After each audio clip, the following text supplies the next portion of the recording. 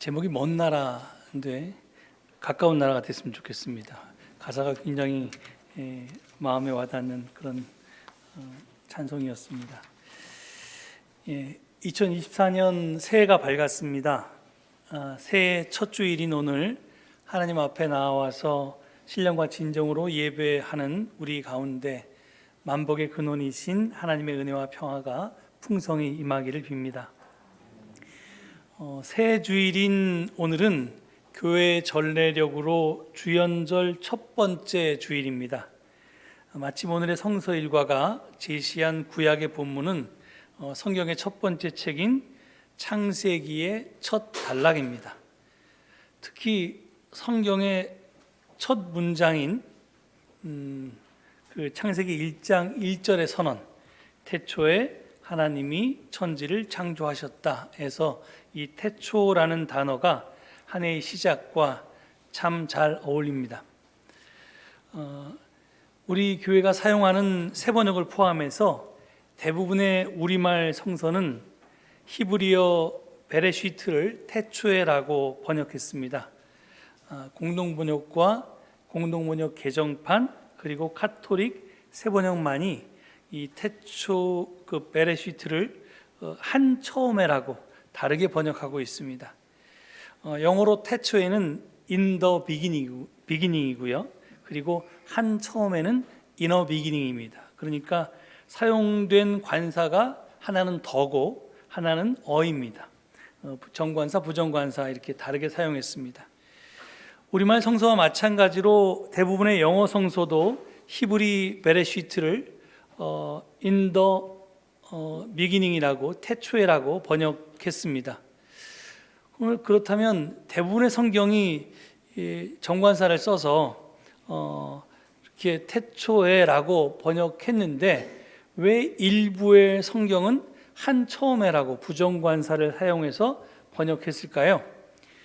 가장 큰 이유는 히브리어 원어가 정관사 없이 베레시트라고 되어 있기 때문입니다. 즉 in the beginning, 태초에 보다는 in a beginning, 한 처음에가 문법적으로 원문과 일치하는 그런 번역입니다. 그렇다면 거꾸로 왜 대부분의 성서는 원문과 다르게 태초에라고 번역했을까요? 그 이유가 교리 때문입니다. 어떤 교리일까요? 그 교리는 바로 무로부터의 창조라고 하는 교리입니다. 교회는 무로부터의 창조 신학을 정통 창조 신학으로 받아들여 왔습니다. 이 태초에와 한 처음에는 그 의미에서 큰 차이가 납니다. 태초에는 절대적이고 유일무이한 첫 시점을 가리킵니다. 그러니까 지금 과학자들이 말하는 빅뱅 이론에 따르면 딱 빅뱅이 일어나는 그때가 태초입니다. 제가 물리학을 전공했지만 천체 물리학을 전공하진 않았고요. 그리고 또 물리학을 전공해서 공부했던 시절이 벌써 한 30년이 넘다 보니까 먼 전생의 기억처럼 아득한데, 그리고 천체 물리학에 대해서는 배운 기억도 없습니다. 하여간 우리가 상식적으로 알 때 우주가 계속 팽창하잖아요.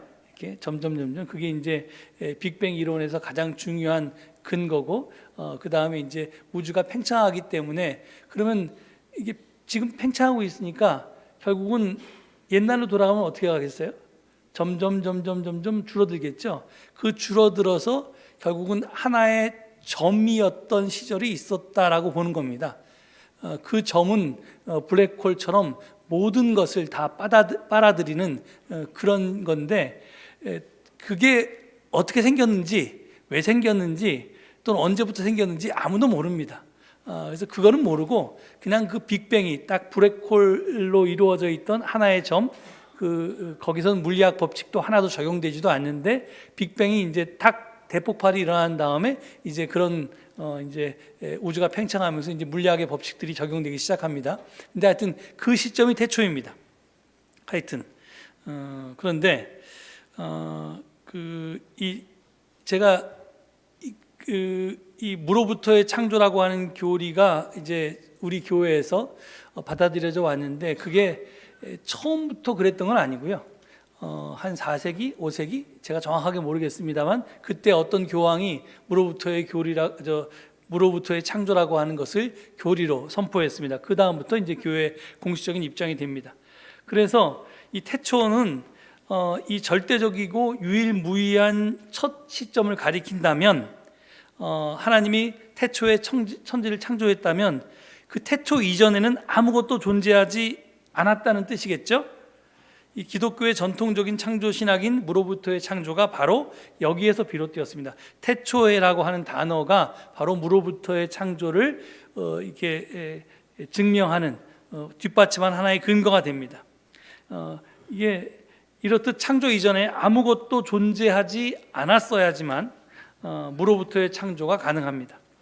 반면에 한 처음에라고 하는 것은 절대적인 시간으로서의 처음이 아니라 상대적인 의미의 처음이고 많은 처음들 중에 하나를 가리킵니다. 그러니까 우리가 오늘 2024년을 출발하고 있는데 이것도 하나의 처음이죠. 어떤 처음이란 얘기입니다.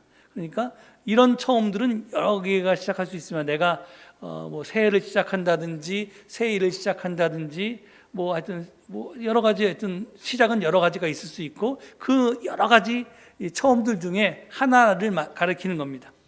그래서 이 영어로는 in the beginning이 아니라 inner beginning이죠. 그래서 한 처음에, 만약에 이거 태초에가 아니라 한 처음에 하나님이 천지를 창조하셨다라고 한다면 이 문장은 절대적인 시간으로서의 태초에, 그 전에는 아무것도 존재하지 않았던 절대적인 처음에 하나님이 창조 행위를 시작함으로써 비로소 존재라고 하는 것이 시작되었다라고 하는 뜻이 될 수가 없습니다.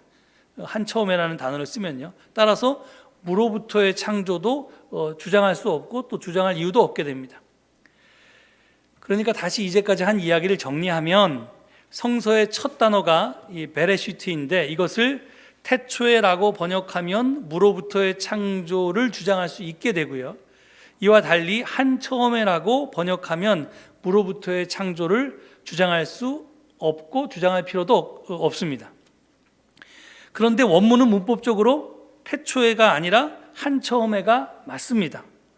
그러니까 창세기 1장 1절은 무로부터의 창조 신학이, 그러니까 창세기 1장 1절에서 무로부터의 창조 신학이 나온 게 아니라 거꾸로 무로부터의 창조 신학을 전제하고 1장 1절의 첫 단어를 태초에라고 읽는 그런 해석이 나왔다는 말입니다.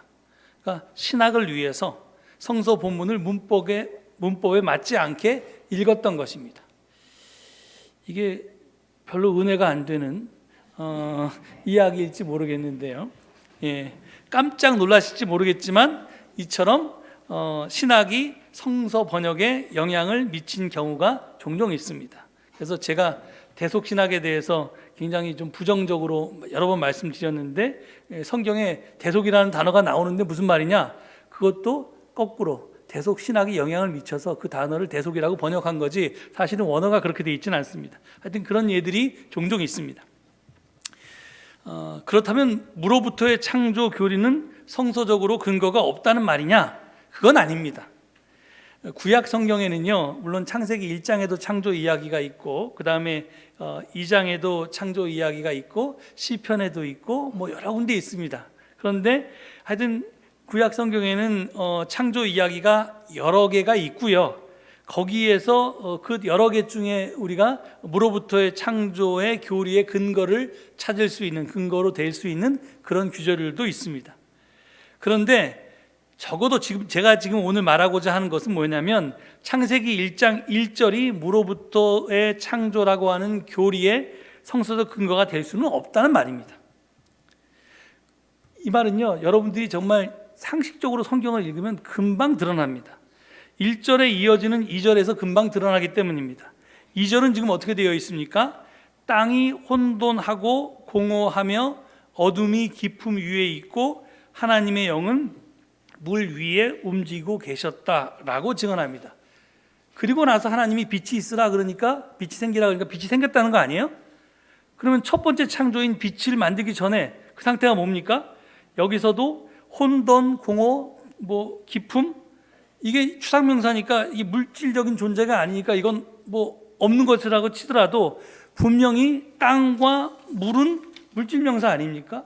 그러니까 하나님이 천지를 창조하기 전에 아무것도 없었던 것이 아니라 이미 땅과 물이라고 하는 물질이 있었다는 말입니다. 그러니까 창조 이전에는 아무것도 없었고 하나님은 아무것도 없는 데서 천지를 창조했다는 주장은 적어도 창세기 1장 1절과 1장 2절의 텍스트와는 맞지가 않습니다. 그래서 제가 다시 한번 말씀드리는 겁니다. 무로부터의 창조 교리는 창세기 1장 1, 2절에 부합하지 않습니다. 이는 무로부터의 창조가 틀렸다는 말이 결코 아닙니다. 적어도 창세기 1장 1, 2절과는 무로부터의 창조 교리가 이렇게 상응하지 않는다는 말입니다.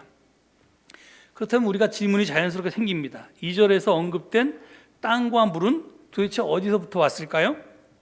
하나님이 아닌 다른 신이나 신들이 창조한 걸까요? 이는 유일신교에서는 용납될 수 없는 그런 주장입니다.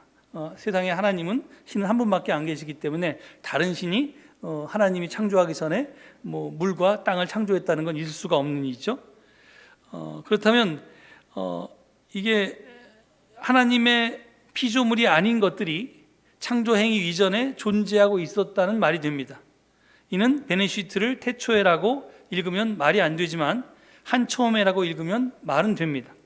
그렇습니다. 한처음에 하나님이 천지를 창조하기 전에 혼돈, 공허, 어둠, 깊음, 땅, 물이 이미 있었습니다. 하지만 그것들이 어떻게 생겨났는지, 어디서부터 비롯되었는지 성경은 말하고 있지 않습니다.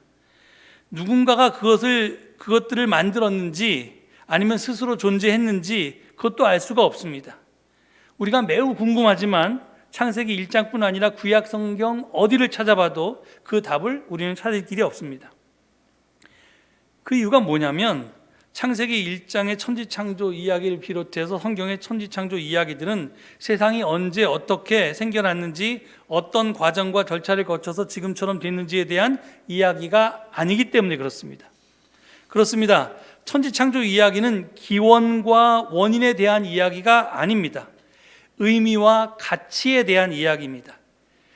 기원전 6세기에 바빌론의 포로로 잡혀간 유대인들은 자기들의 삶의 의미를 찾기 위해서 천지창조 이야기를 기록했습니다.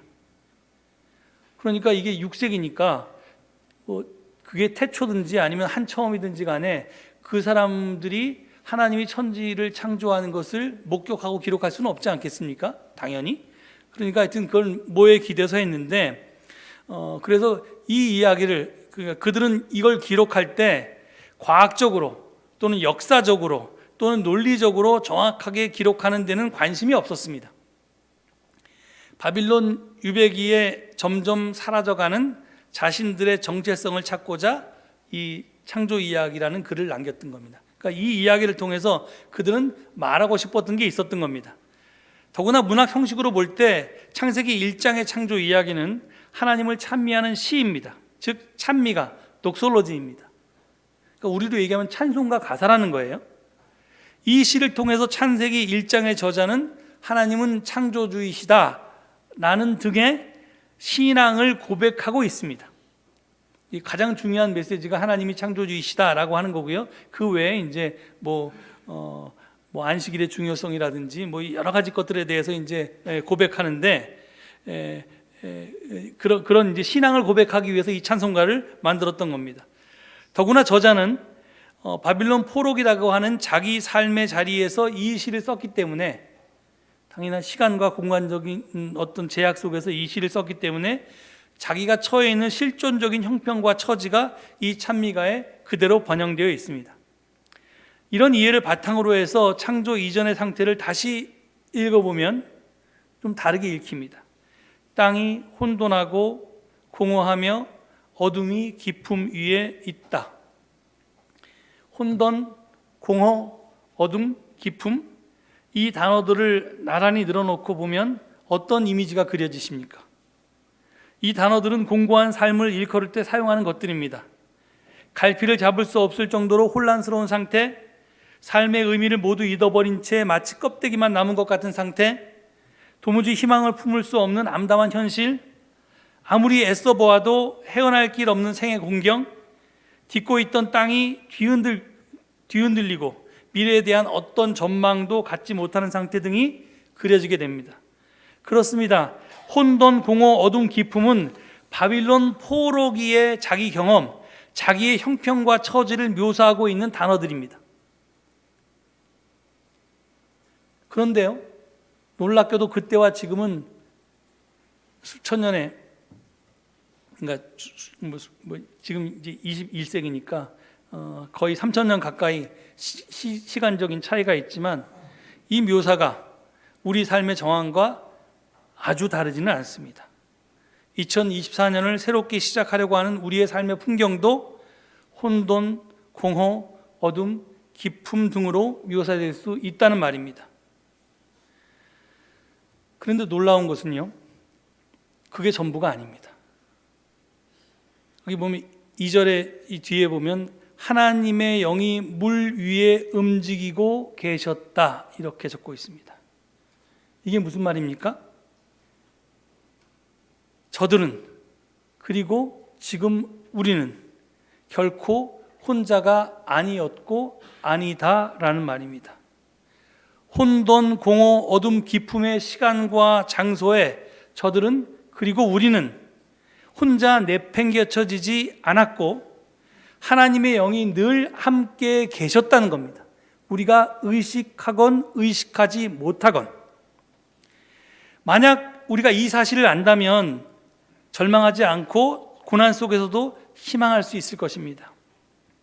여러분, 신앙이라는 것은요, 하나님은 참으로 존재하시는 선하신 분이고 그 하나님이 나를 사랑으로 창조하셨으며 나를 홀로 내버려 두지 않으시고 특히 어두운 시간에 나를 안아주시는 분이라는 사실을 믿는 것입니다.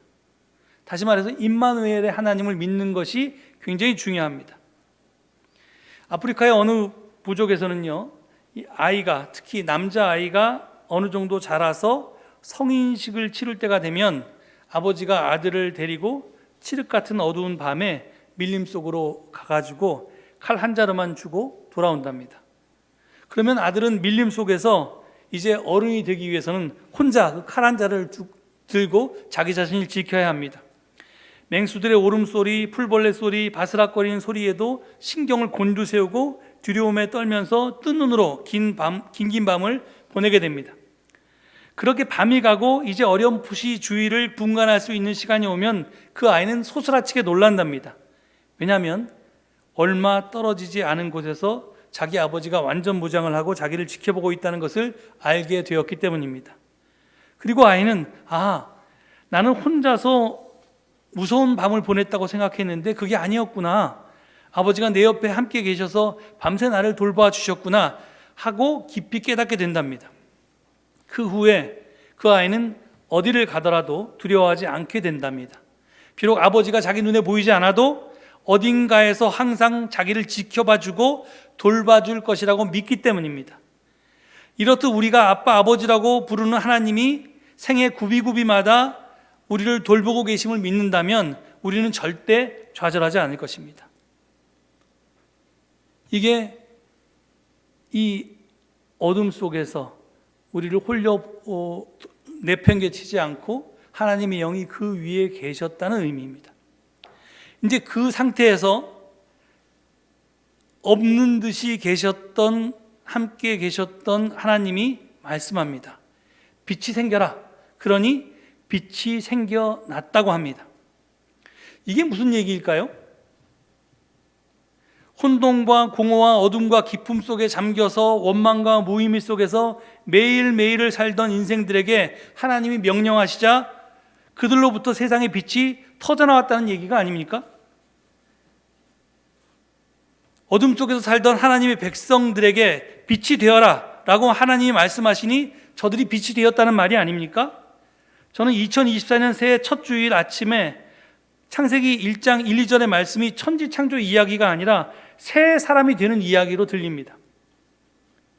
여기서 우리가 꼭 주목해야 될 것이 있습니다. 첫 번째 전제가 우리가 아까 말씀드린 그런 어둠과 공허 이런 실존 속에서 하나님이 우리와 함께 하셨다는 것을 알았을 때가 전제고요. 안다는 게 전제고, 두 번째, 하나님께서 말씀하셨을 때 그 말씀이 이루어진다는 두 번째, 말씀의 힘이라고 하는 것이 두 번째 중요한 역할입니다. 여러분, 말에는 힘이 있습니다. 한마디 말이 사람을 죽이기도 하고 사람을 살리기도 합니다.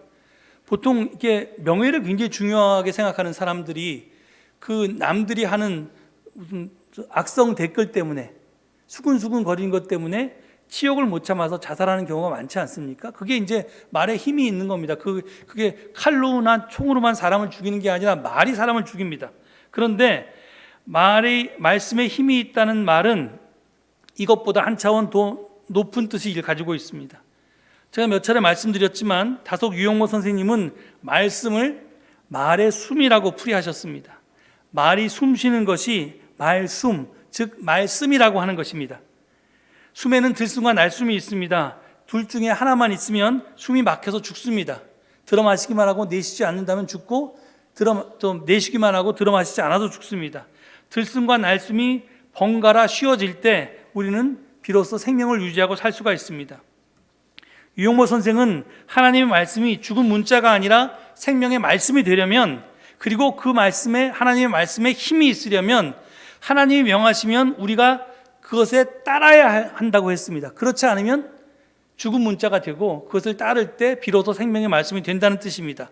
하나님이 덩하면 우리가 덕쿵하고 응답해야지만 하나님의 말씀이 살아있게 되고 그 말씀에 힘이 있게 되는 겁니다.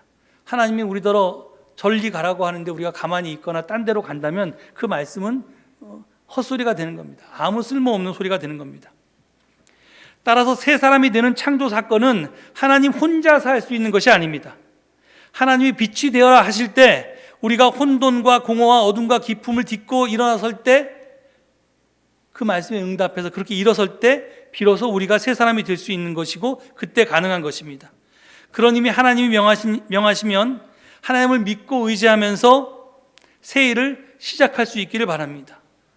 그러면 오늘 본문 4절이 그 빛이 하나님 보시기에 좋았다고 증언한 것처럼 세상의 빛이 된 우리를 하나님이 보시고 좋다라고 말씀하실 것입니다. 그러니 올 한 해를 사시면서 각자의 삶의 자리에서 빛이 되어라고 하시는 하나님의 말씀을 꼭 붙드십시오. 그리고 그 말씀대로 되려고 최선을 다하십시오. 새해 첫 주일 증언이다 보니까 마지막으로 짧게 새해 과제를 좀 몇 가지 말씀드리고자 합니다. 제가 작년에 개과천선이라는 제목의 증언에서 새해 과제 3가지를 말씀드렸습니다. 사실 올해도 그것과 별로 다르지 않다고 생각합니다. 그런데 표현을 올해는 비정상의 정상화라고 하는 것으로 좀 바꿔보는 것이 더 적절할 것 같습니다. 첫 번째 과제는 세계적이고 인류적인 과제입니다. 잘 아시듯이 현재 인류는 기후 비상사태 앞에 서 있습니다. 주보에서 확인할 수 있듯이 1월 7일인 오늘 현재 우리에게 남아있는 시간은 5년 197일입니다. 작년 저희 창립기념주일날 666, 그래서 6년 66일이 남아있었는데 지금 이게 앞 숫자가 6년에서 5년으로 바꿨고, 그 다음에 365일이 남아있던 것, 그 다음에 거기다 플러스 66일이 남아있던 것 중에서 지금 197일만 남았습니다. 그러니 기후위기 비상행동은 하면 좋고 안 해도 되는 그런 선택사항이 아닙니다. 반드시 해야만 하는 필수 과제입니다. 따라서 올해도 우리는 창조 질서의 온전성을 회복하는 일에 영적인 전사로 나서야 할 것입니다. 하나님의 비상소집 나팔 소리는 이미 울려 퍼졌습니다. 그 부름에 응답해서 창조 세계의 온전성을 회복하는 일에 최선을 다하는 우리 모두가 될 수 있기를 기원합니다. 둘째는 사회적이고 국가적이고 민족적인 과제입니다. 정의와 평화는 교회의 영원한 선교 과제입니다. 그런데 이 정권이 들어서서 더 절실하고 더 시급한 과제가 되었습니다. 정의는 무너졌고 평화는 깨어졌습니다. 며칠 전에 북한에서 이제 남한은 동족이 아니라 다른 나라다 이렇게 선언했다고 하는 뉴스를 들었습니다. 이 말은 북한이 일본에 미사일을 쏠 수 있듯이 이제 같은 민족인 우리를 다른 나라라고 생각하니까 언제든지 위협이 된다고 생각하면 쏠 수 있다는 말입니다. 그것이 핵무기가 될 수도 있다는 말입니다. 이게 도대체 이 깨진 평화를 어떻게 회복해야 될지, 그거 외에도 수많은 지금 공정과 정의를 내세우면서 이 시작한 정권이 어떻게 이럴 수가 있는지, 하여튼 처음부터 별로 기대는 안 했지만 무엇을 기대했던 그 이상의 일들을 저지르고 있습니다. 너무나 나락으로 떨어져서 도저히 그냥 두고 볼 수만이 없습니다. 그냥 두었다가는 돌아갈 수 없는 다리를 건널 것 같기 때문입니다. 다행히 올해 4월 10일에 총선이 있습니다. 그래서 이 총선을 통해서 반드시 이 검찰 독재 정권을 심판해야 할 것입니다. 그리고 그 목표는 독자적인 헌법 개헌과 국회가 의결한 법안에 대해서 대통령이 거부권을 행사할 때 독자적으로 야당이 그것을 재의결할 수 있는 의석을 확보하는 겁니다. 이거 그냥 얘네도 믿고 쟤네도 미우니까 다른 제3자를 찍겠다 이러시면 안 된다는 겁니다. 죽 서서 개줍니다. 그러다 지금 이 꼴 났습니다. 그래서 이제 정말 이 옛날 87년 헌법체제도 다 바꾸고 뭘 좀 달리해서 다시는 우리에게 이 역사의 퇴보가 일어나지 않도록 해야 할 것입니다. 세 번째는 교회적인 과제입니다. 오랜 세월 동안 우리 교회는 비정상적인 한 지붕 두 가족 동거를 감내해 왔습니다. 40년 전에 이 일이 일어났고 30년 동안 한 지붕 두 가족 동거를 그렇게 견뎌왔습니다. 하나님의 크신 은혜로 드디어 비정상이 정상화되는 길이 열렸습니다. 당장 오늘서부터 주일 예배 시간의 정상화가 시작되었습니다.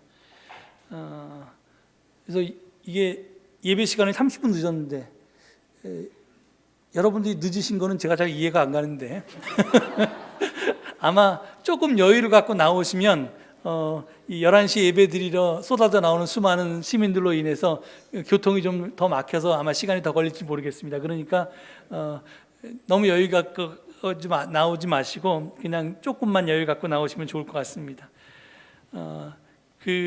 당장 지금 우리의 공간들이 기존에 우리가 사용하고 있는 공간들도 조금 이제 치울 건 치웠고요. 그리고 또 이부가 점거하고 있던 그런 공간들의 일부도 우리가 이제 몇 개 오픈했습니다.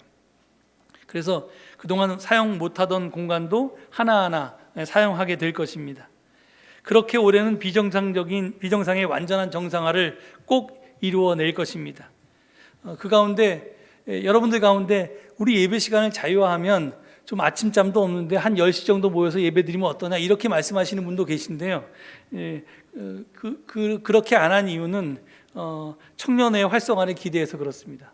청년들이 10시 반 예배에 나오기가 너무 힘들다고 하도 하소연을 해서 이제 11시, 다른 교회도 다 11시에 예배를 드리니까 11시에 예배를 시작하면 예배에도 안 늦겠다, 그다음에 우리 교회 등록하고 다니겠다, 이런 청년들이 있어서 그렇게 했는데 그 말이 허언이 되지 않고 꼭 실현될 수 있기를 바랍니다. 하나님께서 우리에게 비정상을 정상화하라고 새해를 선물하셨습니다. 하지만 엄격히 말해서 새로운 시간이라고 하는 것은 없습니다. 이게 인간들이 이렇게 구분해 놨지만 사실은 똑같은 시간들이 반복됩니다. 진짜 바뀌는 것은 뭐냐면요, 시간이 바뀌는 게 아니라 사람이 바뀌는 겁니다. 새로운 사람이 있을 뿐입니다. 빛이 되어라는 하나님의 말씀에 순종해서 우리가 세상에 빛이 되려고 할 때, 그리고 빛이 될 때, 새 사람으로 변화될 때 비로소 비정상적인 것들이 정상화될 수 있습니다. 그 변화의 길에 하나님께서 우리와 동행하시고 또 우리에게 복 내려주시기를 간절히 축원합니다. 이 말씀 되새기시면서 잠시 침묵 가운데 기도하시겠습니다.